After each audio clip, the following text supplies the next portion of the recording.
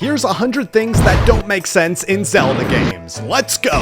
How come these two contraptions will give you the exact same height despite one of them having 18 rockets while the other only has one? Or why is it that the flames on a flame emitter don't get put out when you're spraying water on it? Like this fire goes through everything. How come with this electric emitter over here, you can stand right next to it holding a metal weapon and visually see an electric current going on it?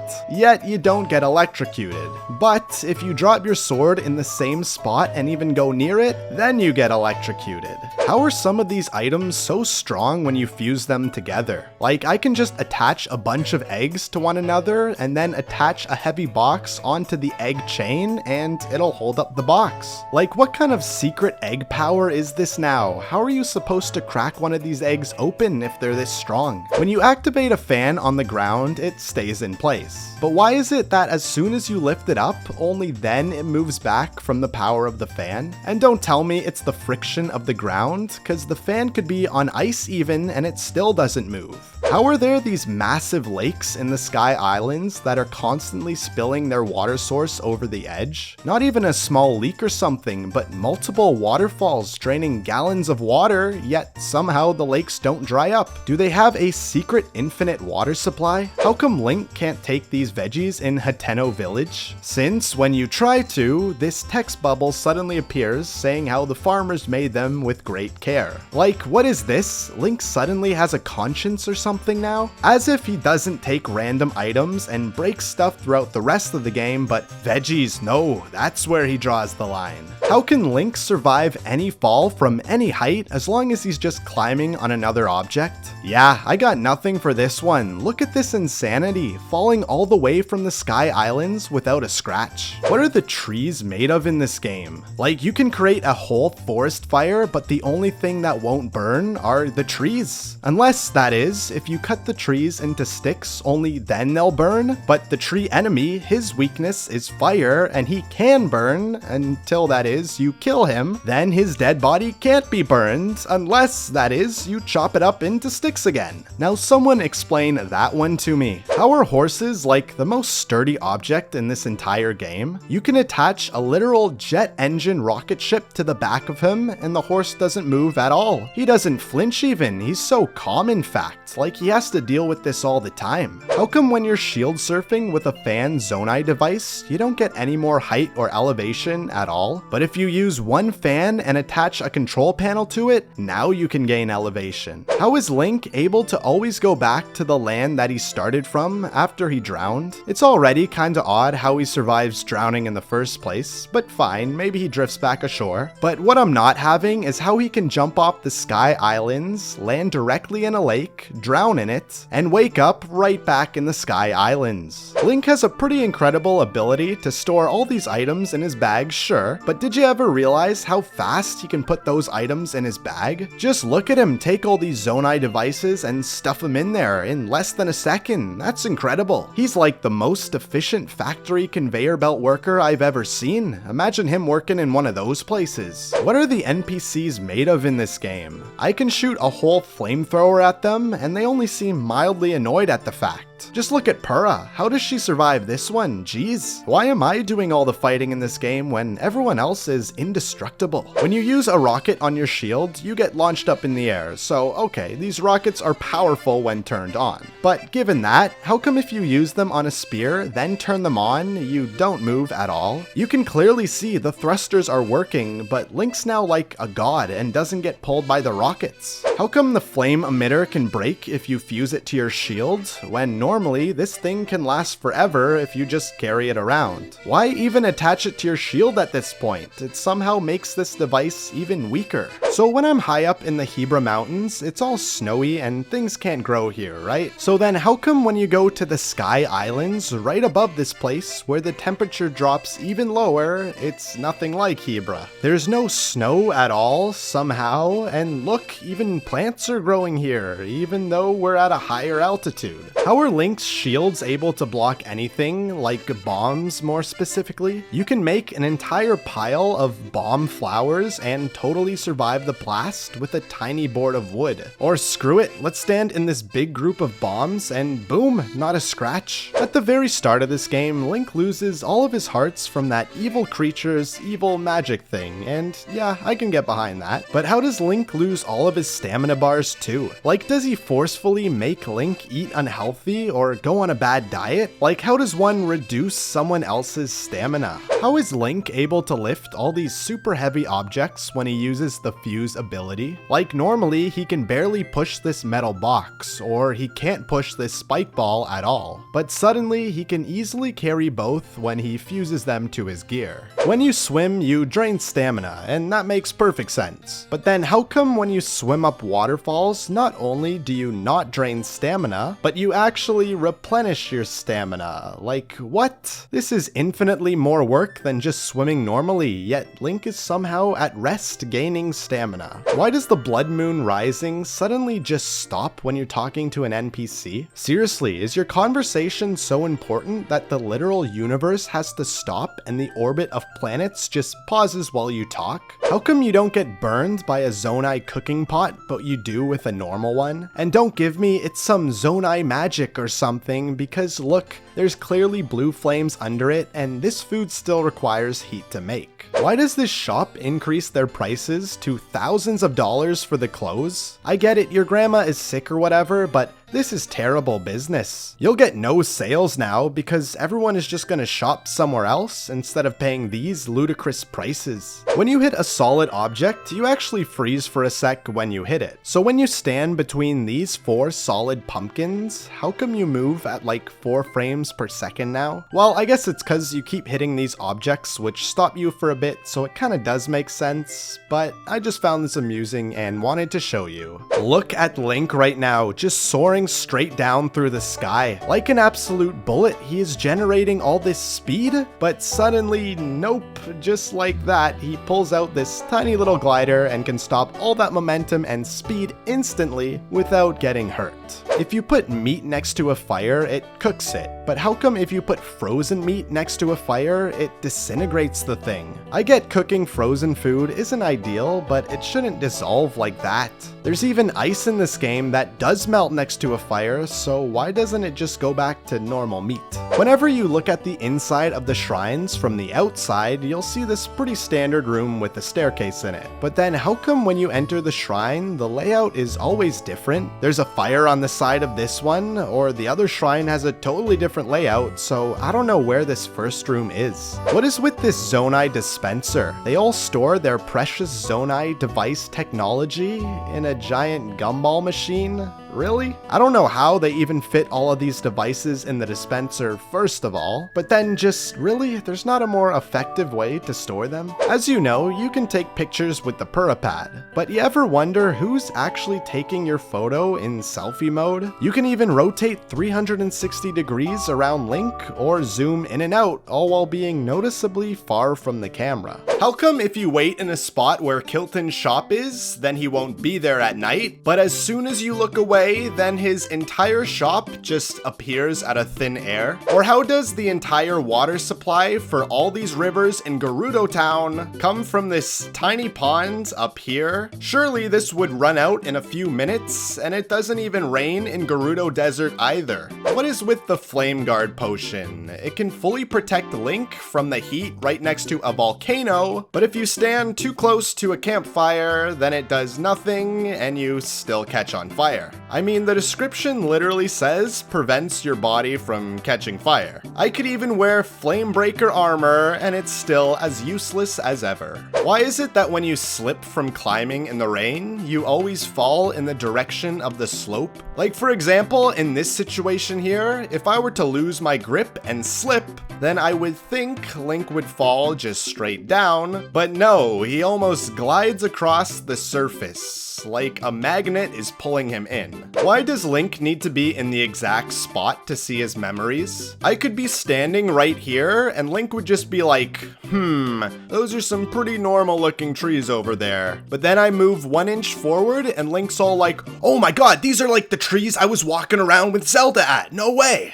Link's inventory in this game has to be one of the greatest mysteries in all of gaming. Besides being able to hold a seemingly infinite amount of items, how can he hold frozen meat this whole time without it ever de-thawing? Even if you go for a stroll in Death Mountain, is Link carrying around freezers too? And then how does he carry these live animals with him as well? You can take a lizard from your inventory, just let it go, and it'll run away. Same goes with the frogs too, they just hop off like nothing happened. So is Link carrying around cages with him now? What is with the water they use in Zora's domain? Like, how come it doesn't conduct electricity like every other water source in the game? It can't make ice from Cryonis either, yet it still shows up as water when using the ruin. I think the only logical conclusion here is that they're using oil, not water. How does burning wood increase its weight?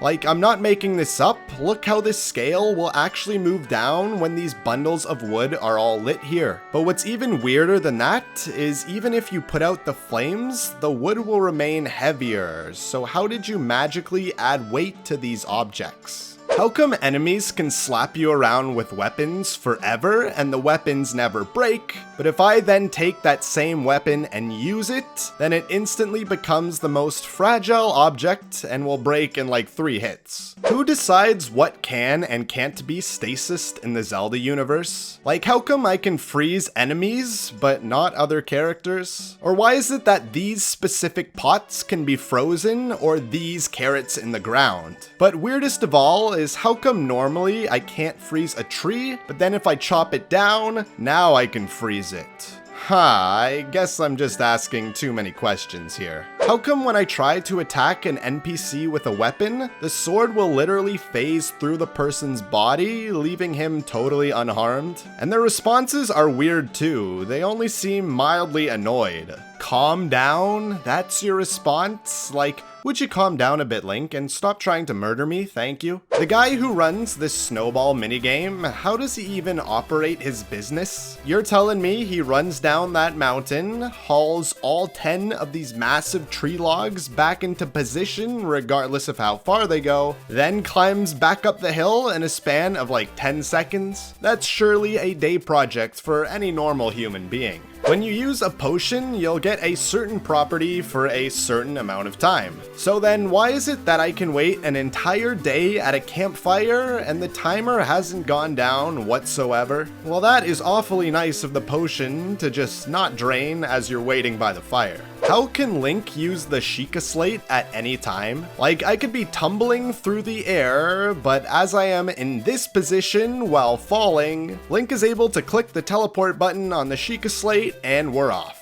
We've discussed many times in this series about Link's remarkable climbing abilities, but here's a new one. How does Link manage to remain completely upright while climbing on this rotating windmill? I don't even know how he hangs on to begin with, but to then rotate at the same rate that the windmill is moving? Remarkable, absolutely remarkable. How come I can just pop up a campfire in a stable, let it burn, and then leave it on overnight, and the stable won't be damaged at all? I mean, the entire place is made of wood and cloth. Plus the floor looks exactly like the campfire would, yet the fire doesn't spread at all. How can Link switch shields while shield surfing? Like literally, so seamless too, within a second, boom, you have a new shield under you. It's pretty stunning that Link doesn't have to get off or lose any speed as well, he just instantly changes. Wow. How come when you talk to a character while fighting an enemy, the monsters just freeze in place? And it's not even like the world is pausing while you're talking, because everything else moves normally. So it seems like this is out of respect or something, like they want to be courteous at least while attacking you. As you know, meat will freeze when placed in cold temperatures. But then why doesn't cooked meat freeze as well? They're even sitting in this ice cold water, yet only the raw meat freezes. Why is it that sugarcane is on display in the Goron Village shop, but when I buy it and place it right next to it, only then it starts to light on fire from the volcanic heat? Or what about this Korok at the top of Ganon's castle that's still up here? Did you not get the memo? Do you not think to move or get out of the way when 4 giant lasers are pointing in your direction? One of the most confusing things to me is how the fireproof armor works. It protects you from the flames near the lava from a volcano, but it can't protect you from the desert sun? Surely there would have to be some sort of heat protection in the first place. But that doesn't make sense either, because it basically looks like you put a metal furnace on your head. A metal suit is really supposed to protect you from the extreme heat of a volcano. Furthermore, why is it that the only place in Hyrule that sells this suit is the only location that this suit is required to get to? Listen, Goron, there's a reason no one is buying this suit from your shop. And the last thing about this flame armor, why is it that only one piece is required for flame protection? So I could just walk around the center of a volcano with only a helmet on and be almost naked on my body, and I don't even get the slightest burn on me. Why is there an exposed fire pit in Rito Village? It's on a stone floor at least, but this is the biggest hazard I've seen in my life, considering, I don't know, the whole village for their entire species is made out of wood, 1 drifting amber, and you guys are done for. Or maybe it's not wood actually, because it seems to not react to fire at all. The cooking, oh boy, don't even get me started with how the cooking is supposed to work in this game. Why is it that I just boil 1 bird egg and out comes an omelet with tomatoes and vegetables as a side? I don't know where they came from. Or how is steamed food made? You're not tricking me here, guys. I watched myself boil the food firsthand. And then there's dubious food, which is such a disaster that they have to censor it. Everything except for a bone sticking out. But why is there a bone in all messed up recipes? I can just throw in an eye, boil it, and out comes a bone. Have there been secretly bones in Bad Eyes this whole time? And then there's this lady that gets extremely angry over you stepping on her flowers. And that's fine, nothing out the ordinary for Zelda standards. But why is it that I can drop pounds of uncooked meat on her flowers, chug a chest on them, or even throw sharp swords at them, and she doesn't care at all? But when I so much as graze my toe past them, she throws a tantrum. The guard at the entrance of Gerudo Village won't let you in because you're a guy. So how come you can literally change clothes right in front of that person and then get in with no questions asked? So you might think the security here is pretty poor, but no, it's quite the opposite. Because I could literally be way up here out of sight from everybody, but if I so much as even change my pants, which is hidden from every angle, then that's it. Cover's blown, somebody immediately spots me, and I'm kicked out. Do they have invisible security cameras or something? Shield surfing is quite the odd sight in this game, but I guess there's some logic here, like maybe these are slippery shields? But what I'm not buying though is how Link holds onto his shield with his feet when you go into a glide. No way is this possible, especially since he does it while wearing thick metal boots. How does Link jump from seemingly any height while generating all this downwards momentum, and then can instantly stop by pulling out a piece of cloth and some sticks? Surely with all this force, either the sticks, the cloth, or his own arms would break first. And also, he can still keep his downward momentum too, and be unharmed when hitting the ground. He only has to pull out the glider, and then Link's safe, regardless of how fast he was going. How does Link carry around these giant weapons in the game? This sword is practically the size of him, but nah, he could swing it around like a ballerina. You're telling me on his back he can carry a gold sword, shield, and bow that is clipped onto him with this tiny strap? I don't know about that. Then there's the chickens in this game. What on earth are they made of? They gotta be hitting the gym more than Link. How can they possibly hold up this guy while flying while he's wearing metal armor with giant weapons on his back?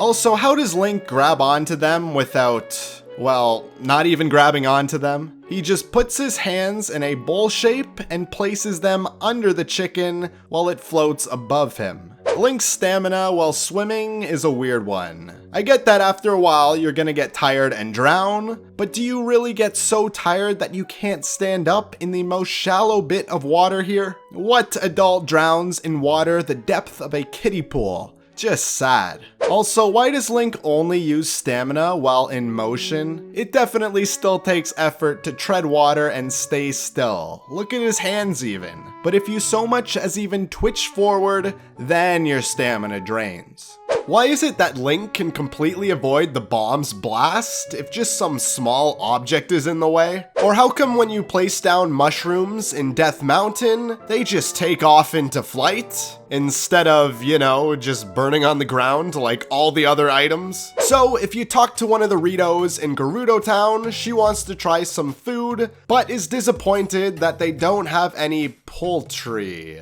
As in, you know, birds? So this bird wants to eat another bird. Or were Ritos just cannibals this whole time? Do these dead birds not frighten you? When you're in a thunderstorm, the lightning will be attracted to you if you carry metal weapons. So then how come the lightning doesn't get attracted to the metal armor that you wear? You can carry the tiniest metal boomerang, which makes you the biggest lightning rod, but wearing this outfit has the same effect as wearing rubber in the Zelda universe. So if you look at the description for the climbing gear items, it'll say that it has no slip gloves and no slip toes for the body and pants items. Well, that sounds pretty good to me. Until you realize you still slip just as much in the rain and it doesn't do anything. Psst, what happened to no slip? I want my money back.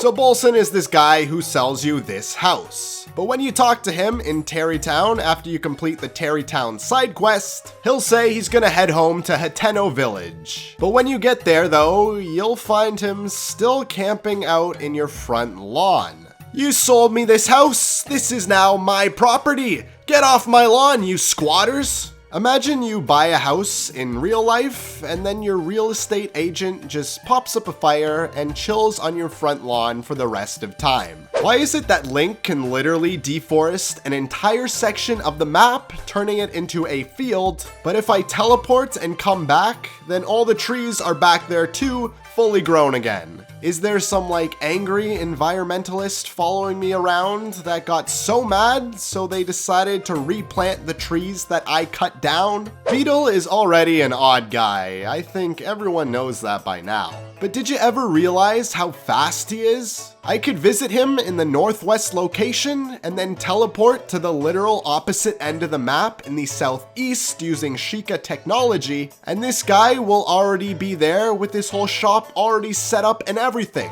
What is with the Koroks found in Death Mountain? Shouldn't they be burning up due to the extreme heat of the lava? You could argue they've drank fire resist potions, but nah, I'm not having it. You're literally a log of a tree with a leaf as your face. You should be a campfire by now. And speaking of Death Mountain, how can you even use the paraglider in this area? The thing is just made of cloth and wood.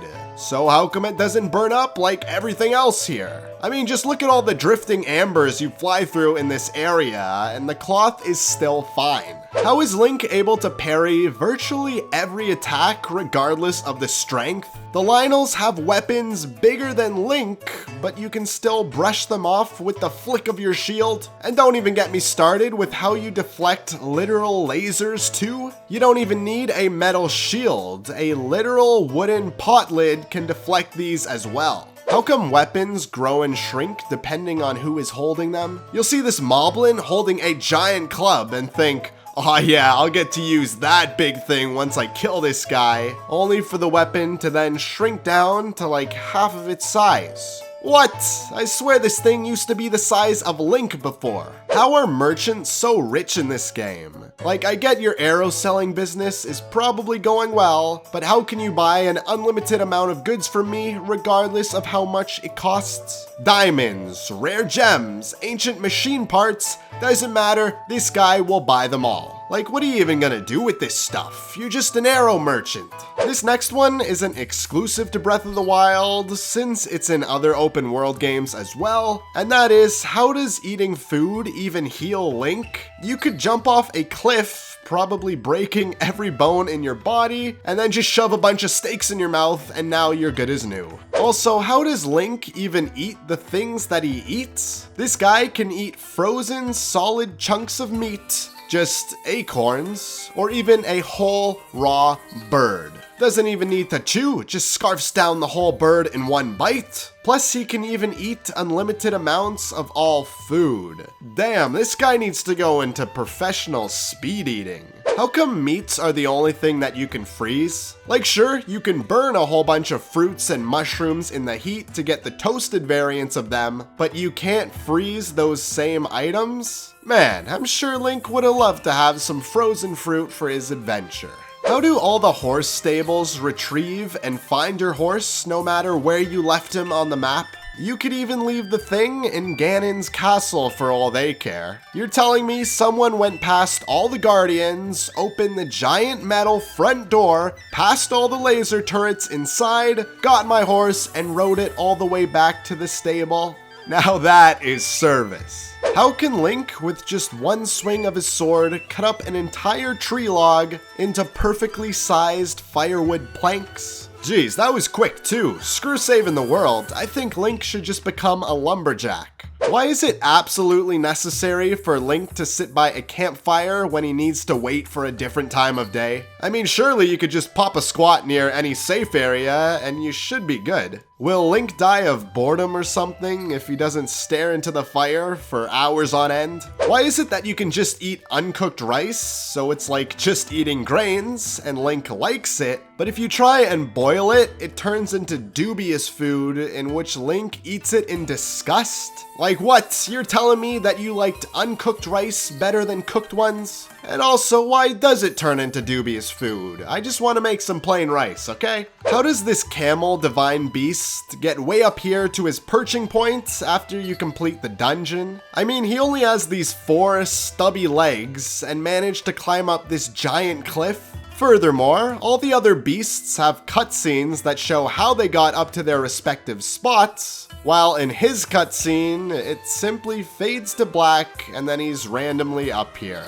I need answers, Nintendo. Without heat protection, you'll slowly take damage in the desert, and that makes sense. So then how come you can set up a campfire and sit there all day in the heat, and even by nighttime you'll still be fine? How'd I make it through the whole day? I was getting heat stroke any minute. How are you supposed to be climbing these blocks of ice that you make with cryonis? A little bit of water and Link doesn't know how to climb, but climbing literal frozen water that is probably a bit melted is totally fine. And if you want to say it's different to climb on ice versus climbing on wet rock, oh yeah? Well, how about this one? How does Link climb straight out of lakes using the slippery rocks when his hands are very wet and he is also drenching the rocks in water? Seems very similar to climbing in the rain to me. Why is it that when you chase an animal for a long enough time, they just disappear into thin air? Like, what kind of sorcery is this? I didn't know foxes could perform magic tricks in the Zelda universe. In the last video, we already looked at some of the inhuman things Link can do while climbing a wall, like eating full-plated meals, for example. But he can also change his entire outfit while climbing a wall as well. Doesn't matter what either, he can take off his heavy flame armor without a struggle. Or even tie up his hair into a bun, too.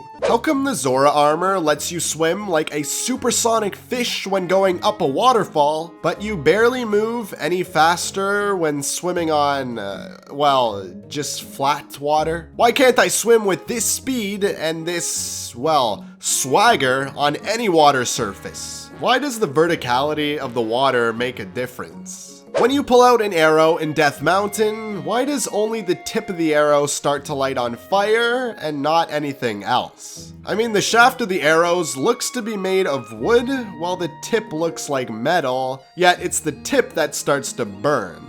Multi-shot arrows. What's the deal with these guys? How do they still only use 1 arrow per shot when 3 or 5 of them come out after firing? And with normal bows, you can retrieve all the arrows after you shot them, but these arrows seem to disintegrate or something because there's not even a trace of them after you fire it. When you use the dyes, how come only certain specific spots on your armor get changed to that color when Link dunks his entire body into that liquid mixture? Just take a look at the skull on my head. It's painted in stripes and spots only in certain parts of the bone. That is some fine art being produced here. And also, I don't get how Link's skin doesn't get dyed at all either. Click the video on screen to see some things that don't make sense in Mario. I'll see you there.